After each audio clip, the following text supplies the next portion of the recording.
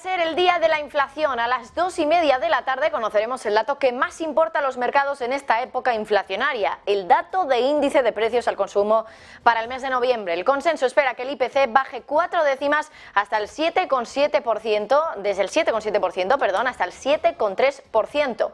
Y ya hay bancos de Wall Street que han hecho sus cálculos sobre cómo podría reaccionar el mercado en función de cómo salga el dato. De hecho, creen que si el IPC sale por debajo del 6,9%, el S&P 500 se podría disparar un 10% solo en el día de hoy, aunque hay otros que no son tan optimistas. Sin ir más lejos, el analista Juan Enrique Cadiñanos nos decía ayer que en su opinión el pico de inflación todavía no se ha visto. Y no se vayan, porque a las 2:30 comienza nuestro especial informativo sobre el dato de inflación con un extenso panel de expertos para analizarlo. Hoy el otro tema del día está en el Consejo de Ministros de Energía de la Unión Europea, que vuelve a reunirse para tratar el tema que hasta ahora ha sido el más polémico, el tope del precio del gas. Ahora la Comisión parece haber rebajado el tono optimista que tenía pues hace unas semanas cuando presentó la propuesta de los 275 euros el megavatio hora.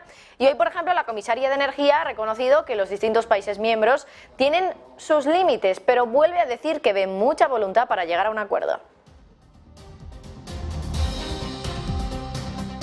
Hoy hemos amanecido con la noticia de que anoche en Bahamas Sam Bankman-Fried, el cofundador de FTX, fue arrestado después de que el gobierno de Estados Unidos presentara una acusación penal contra él. Por ahora está bajo custodia, detenido, a la espera de ser extraditado en Estados Unidos. Se espera que los fiscales del caso, que se encuentran en Manhattan, abran allí el caso contra él esta misma mañana. Además, por separado, la SEC, el regulador de los mercados, ha autorizado los cargos civiles relacionados con las violaciones de las leyes de valores por parte de Sam Bankman-Fried.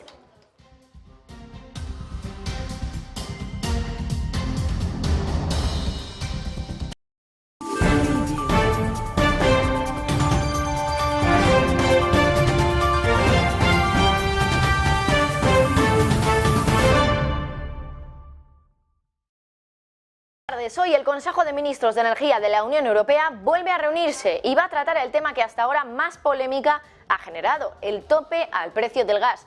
Ahora la Comisión parece haber rebajado un poco ese tono optimista que tenía cuando hace apenas unas semanas presentaba la propuesta de los 275 euros megavatio hora, que fue tildada como una broma por parte de los países europeos. Entonces, hace semanas, Kadri Simpson decía que había un caso sólido en el debate de aquel día. Vamos a recordarlo. Ministers are here to make their work, their job before the EUCO, so I see a lot of willingness to find an agreement among energy ministers and not to leave the decision making to someone else.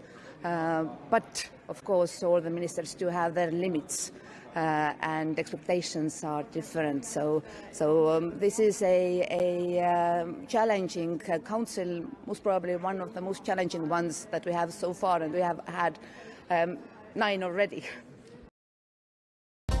Pero hoy Kadri Simpson ha moderado el tono. La comisaria de Energía ha reconocido que los distintos países miembros tienen sus límites, pero ha vuelto a decir que ve mucha voluntad para llegar a un acuerdo. And of course there will be also discussion on Commission proposal to market correction mechanism. We proposed this based on the mandate we received from European Council, and I do believe that this gives a solid base for today's ministers' discussion. Bueno, por cierto, a la 1:15 de la tarde estaba previsto que ya empezara la rueda de prensa de ese Consejo de Ministros de Energía. Se ha retrasado, todavía no ha comenzado esa rueda de prensa, pero aún así el tope al gas es uno de los asuntos más complicados y difíciles que ha tenido que debatir la Unión Europea. Así lo ha dicho un diplomático comunitario en declaraciones a Reuters, que ha añadido también que probablemente no haya ni siquiera un Estado miembro que esté feliz, que esté contento con la propuesta que se va a discutir. Y es que hay países como Bélgica, Polonia o también Italia que creen que un tope es necesario para proteger a sus economías de los altos precios energéticos. Sin embargo, otros como Alemania, Holanda o Austria tienen miedo de que acabe consiguiendo el efecto contrario, que nadie quiere venderle gas a Europa. De hecho, muchos diplomáticos europeos dicen no estar seguros de que hoy se llegue a un acuerdo. La opción es que las conversaciones avancen en el día de hoy y que sigan produciéndose en la cumbre europea que se celebra el jueves. Quien ha hablado hoy de ese tope al gas es la primera ministra italiana. Giorgia Meloni ha sido muy clara, ha dicho que la propuesta de la Comisión Europea sigue siendo inadecuada. Además, la líder italiana ha querido recordar al Ejecutivo Comunitario que muchos Estados miembros apoyan un tope al gas dinámico. Bueno, vamos a intentar adelantarnos un poco a lo que, pues estamos a punto de escuchar por parte de la Comisión Europea, por parte de Kadri Simpson, la comisaria de Energía. Hablamos con Yolanda Moratilla, que es presidenta del Comité de Energía del Instituto de la Ingeniería de España y profesora de la Universidad Comillas ICAE. Yolanda, muy buenas. Hola, muy buenas tardes. Bueno, Yolanda, lo que parece bastante factible es que no vayamos a tener realmente en el día de hoy un acuerdo en el tope al gas. Es un tema muy polémico, pero no sé hasta qué punto realmente se puede avanzar. ¿Hay algún punto en común que tengan todos los países miembros? ¿Cómo ves un poco ese acuerdo, ese sueño de acuerdo al que quiere llegar realmente la Unión Europea sobre el tope al gas? Pues lo veo mal porque hay posturas enfrentadas y además cada uno con sus razones que son igual de válidas. La gente que quiere más soberanía energética pensando que así pues puede coger mejores acuerdos y mejores precios al fin y al cabo en contratos bilaterales y no vincularse a un único precio de la Unión Europea que pueda realmente hacer que podamos tener problemas de abastecimiento del gas, sobre todo ya mirando al invierno del 2023, que ya hay instituciones que están alertando de que puede haber escasez. Y si encima ponemos un precio al tope al gas, pues hay países que opinan que esto pues puede llevarnos realmente a tener que haber restricciones finalmente en el invierno del 2023.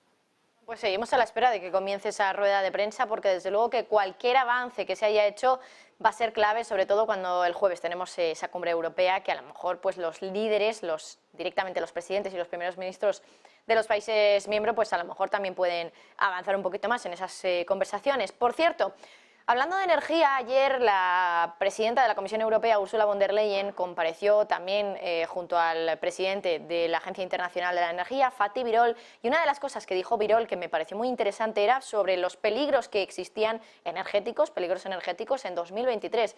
Y hablaba, por ejemplo, del gas natural licuado y decía que es posible que el año que viene veamos cómo este mercado se tensa, cómo parece que va a haber, en su opinión, menos o la capacidad de poder entregar al mercado más gas natural licuado, esa capacidad adicional pues puede verse más limitada. Y esto me parece muy relevante porque al final Europa está aferrándose un poco como alternativa al gas ruso a este gas natural licuado. ¿Puede haber problemas con ese gas en estado líquido al que se aferra tanto Europa el año que viene, Yolanda?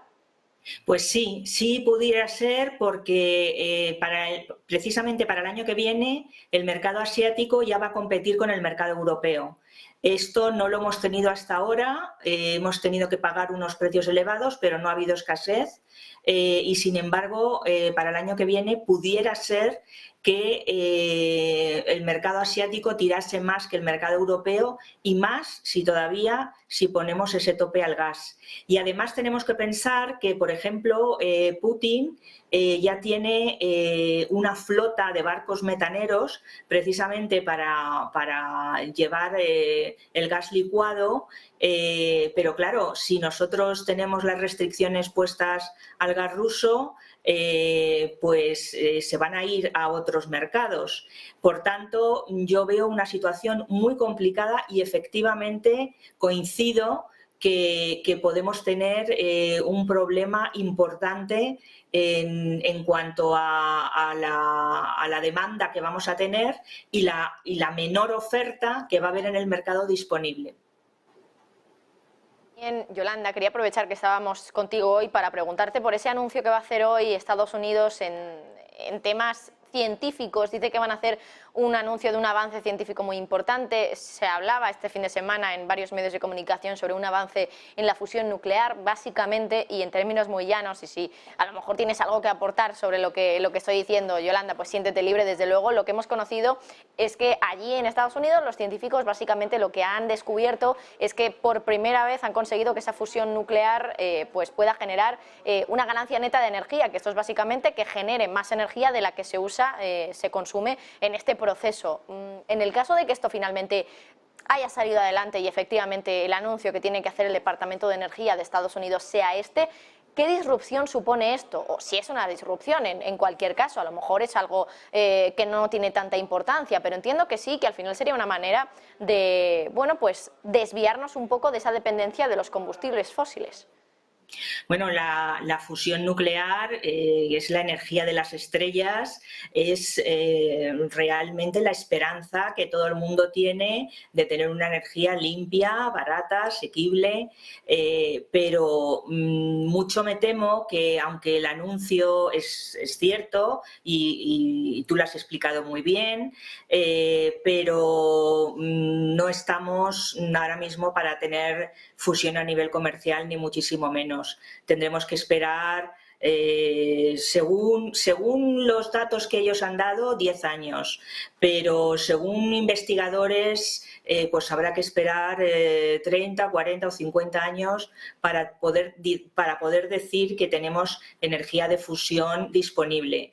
De todas formas, el anuncio que puede hacer Estados Unidos sí que es muy interesante porque el sistema de física que utilizan para la fusión nuclear es muy diferente al que se utiliza en el ITER. Entonces, bueno, el que haya dos caminos avanzando en investigación en el tema de fusión nuclear, eso sí que, bueno, pues nos puede dar la esperanza mucho más fundada de que podamos llegar a conseguirlo, pero no para un futuro inmediato. Quedamos con eso, con que podríamos esperar 30, 40 o 50 años, a pesar de que hoy ya se pueda confirmar que efectivamente por primera vez se ha conseguido esa ganancia neta de energía con la fusión nuclear, la energía de las estrellas. Yolanda Moratilla, como siempre, muchísimas gracias. A vosotros, un placer. Igualmente, Yolanda, pasa buena tarde. Nosotros seguimos pendientes de esa rueda de prensa del Consejo de Energía, todavía no ha comenzado, así que, bueno, pues en cuanto tengamos alguna información, desde luego que se la vamos a retransmitir aquí, y nosotros, mientras tanto, seguimos con otras noticias energéticas.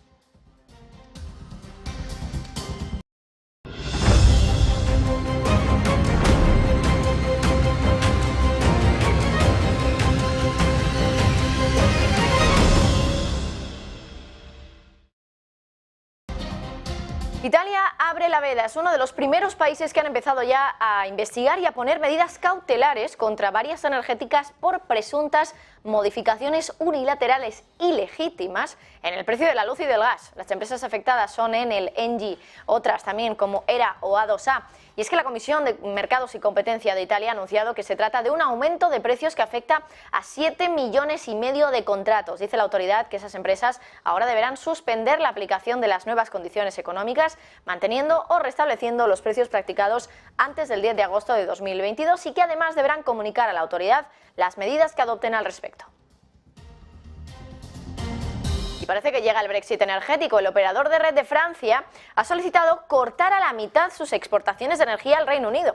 El motivo está en que la ola de frío que está asolando a toda Europa ha hecho que el consumo en Francia sea más alto de lo previsto en el día de hoy, y eso ha activado un mecanismo de apoyo mutuo con los países vecinos, con lo cual Francia quiere reducir sus exportaciones al Reino Unido y a su vez aumentar las importaciones de Bélgica y de Italia. A la ola de frío de Francia se le suma también que este año la energética francesa EDF se ha enfrentado a un número de interrupciones en los reactores del país sin precedentes. Sin embargo, la peor parte, desde luego, que con esta noticia se la lleva el Reino Unido. El país depende de importaciones energéticas para mantener ese suministro eléctrico, y ya ayer los precios de la electricidad en el país alcanzaron niveles de récord. Hubo momentos incluso en la jornada en que el megavatio hora se pagaba a 2.586 libras.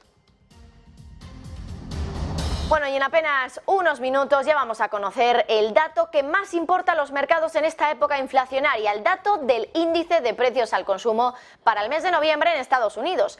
El resultado de ese dato es crucial, sobre todo para saber si lo que ocurrió en octubre, cuando la cifra final de inflación batió expectativas y fue más baja de lo que se esperaba, es un caso aislado o la inflación realmente ha empezado a bajar y eso es una tendencia. El consenso espera que hoy conozcamos que el IPC ha bajado 4 décimas desde el 7,7% del mes anterior hasta el 7,3% en noviembre. Y JP Morgan ya ha hecho sus cálculos para anticiparse a cuál puede ser el movimiento del S&P 500. Si se cumplen las expectativas y se alcanza un dato entre el 7,2 y el 7,4, el Banco de Wall Street espera que el índice S&P 500 suba entre un 2 y un 3%. Pero imagínense que el dato sale mucho mejor de lo esperado y que tenemos un dato de inflación incluso por debajo del 6,9%. Bueno, si eso pasa, JP Morgan vaticina una auténtica fiesta en Wall Street. Cree que entonces el S&P 500 se dispararía hoy un 10%. Dice que eso se explica porque la lógica sería no solo que la inflación está bajando, sino que el ritmo de bajada de esa inflación se está acelerando, que cada vez baja más. Desde el banco consideran que eso daría un chute de confianza a que se cumplan las expectativas de que la inflación caiga al 3% en 2023. Pero ojo, si el dato de hoy muestra que la inflación ha subido respecto al dato del mes anterior y supera el 7,8%, JP Morgan cree que el S&P 500 se desplomaría un 5%.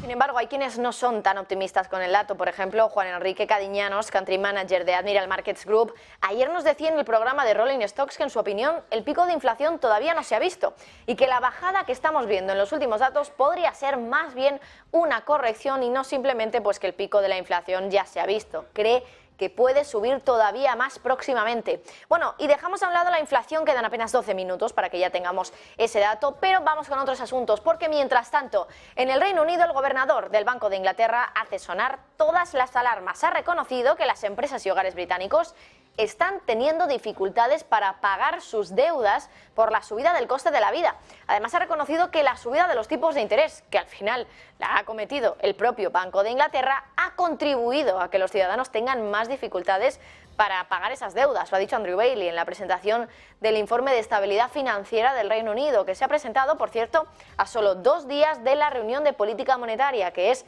el jueves también para el Banco de Inglaterra. Así que vamos a escuchar las palabras de Bailey hoy, reconociendo que los ciudadanos británicos no pueden, están empezando a tener dificultades para pagar sus deudas. Increases in the cost of living are stretching finances and making it harder for households and businesses to service their debts. Higher interest rates and the expectation that they will rise further are, of course, adding to that. Monthly payments on around 4 million owner-occupied mortgages are expected to increase over the next year. However, overall households are more resilient now than they were in the run-up to both the 2008 financial crisis and the early 1990s recession. The proportion of disposable income spent on mortgage payments is expected to remain lower than the peaks during both of those stresses. A combination of higher costs, lower demand, rising rates and continued supply chain disruption is putting pressure on businesses. But in aggregate, firms are less indebted than in the previous periods of stress. Y por cierto, hoy el Banco de Inglaterra ha lanzado un mensaje de advertencia al gobierno de Rishi Sunak. Bailey ha recomendado que se tomen medidas urgentes y rápidas para fortalecer el mercado de las pensiones que tanto sufrieron hace meses con Liz Truss. Más detalles, Eva Villanueva. Muy buenas. El Banco de Inglaterra acaba de lanzar un mensaje de advertencia al gobierno de Londres.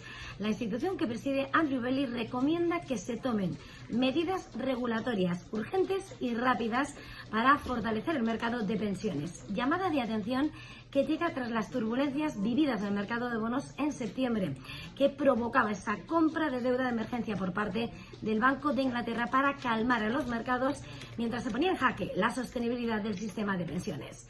Según su recomendación, tanto el regulador de pensiones como la Autoridad de Conducta Financiera deberían trabajar con los reguladores extranjeros para garantizar que los LDI sean más resistentes a los tipos de interés altos y que se rellenen los huecos de vacío legal que les rodean. ¿Qué son los LDI? Son esos productos de inversión que utilizan los fondos de pensiones para equilibrar la diferencia entre sus activos y sus pasivos, ese cumplimiento de las obligaciones con los clientes. A través de las gestoras de fondos y con préstamos de la banca de inversión, compran derivados sobre tipos de interés. Y fue precisamente ese el problema. Los fondos de pensiones se vieron atrapados por la caída de los precios de los gilt, esos bonos británicos. Y es eso lo que ahora quiere el Banco de Inglaterra, quiere evitar que vuelva a repetirse. Mientras, y más allá del Banco de Inglaterra, el organismo de control de los mercados acaba de iniciar una consulta en la industria de inversión británica, en la de Gran Bretaña, sobre las reglas de divulgación de productos de inversión menos rígidas. Consideran que las reglas son difíciles para los consumidores y no les facilitan la toma de pensiones a la hora de invertir. Bueno, y por cierto, hoy amanecíamos con la noticia de que anoche en Bahamas, Sam Bankman-Fried, el cofundador de FTX, fue arrestado después de que el gobierno de Estados Unidos presentara una acusación penal contra él. Por ahora estaba bajo custodia, detenido, a la espera de ser extraditado a Estados Unidos, y se espera que los fiscales del caso, que se encuentran en Manhattan, pues abran ese caso contra él esta misma mañana. Ya hemos empezado a conocer algunos detalles, pero además, por separado, la SEC, el regulador de los mercados, autorizó los cargos civiles relacionados con las violaciones de las leyes de valores, también por parte de Bankman-Fried. Y seguimos teniendo novedades sobre el caso de la presunta corrupción en el Parlamento Europeo. Hoy la institución ha votado a favor de rescindir los poderes de la vicepresidenta, que es sobre quien están sospechando de corrupción con Qatar. Ahora también conocemos que la policía ha incautado al menos 750.000 euros, además de varios cientos de miles de euros metidos en una maleta.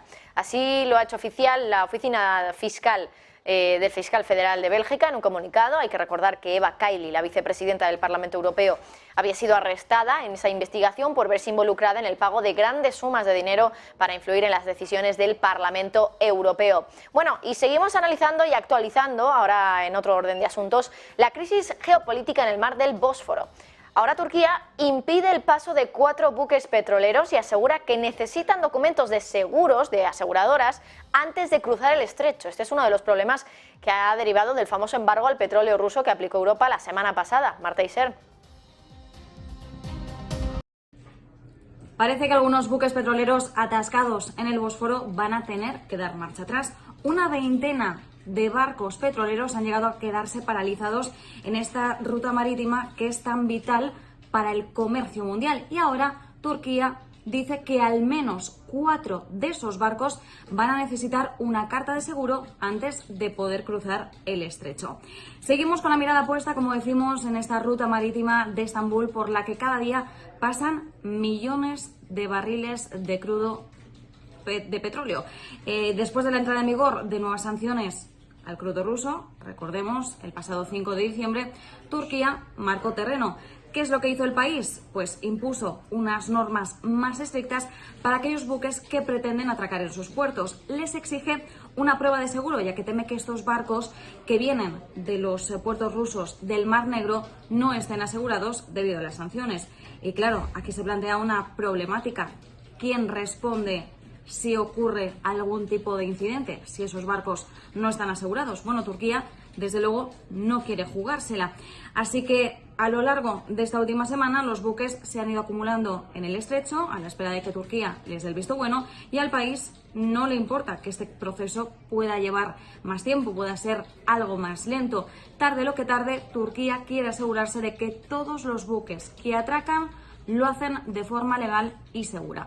Los expertos insisten en que esta situación podría provocar una gran crisis geopolítica, ya que el Bósforo, como decimos, se trata de uno de los pasajes marítimos más concurridos del mundo. Los países occidentales han acusado a Turquía de obstruir el suministro de petróleo al mercado mundial debido a esta acumulación de barcos petroleros, pero el país, como decimos, busca cubrirse las espaldas y tiene, de hecho, el derecho soberano de gestionar sus rutas comerciales como le plazca.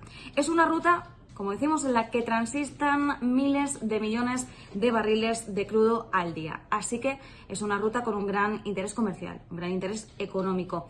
La responsabilidad, por tanto, para Turquía es enorme y, como es lógico, no quiere jugársela. Ayer comenzó ya a aligerar ese atasco, permitiendo el paso a 4 buques que cumplían con los requisitos de documentación, y hoy les echa el freno a otros 4. Y mientras tanto estamos muy pendientes también a la relación entre Rusia y China, y es que hoy hemos conocido que sus presidentes, Putin y Xi Jinping, se van a reunir a finales de este mes, es decir, para cerrar ya el año y discutir todo lo sucedido este año y hacer balance de 2022. Así lo ha informado hoy el diario ruso Vedomosti, y hoy Dmitry Peskov, el portavoz del gobierno de Rusia, también ha dicho que efectivamente ya está programada la fecha y la agenda de ese encuentro, pero que se anunciarán más tarde esos detalles de la fecha y de lo que se va a hablar en el encuentro entre el presidente ruso y el presidente chino.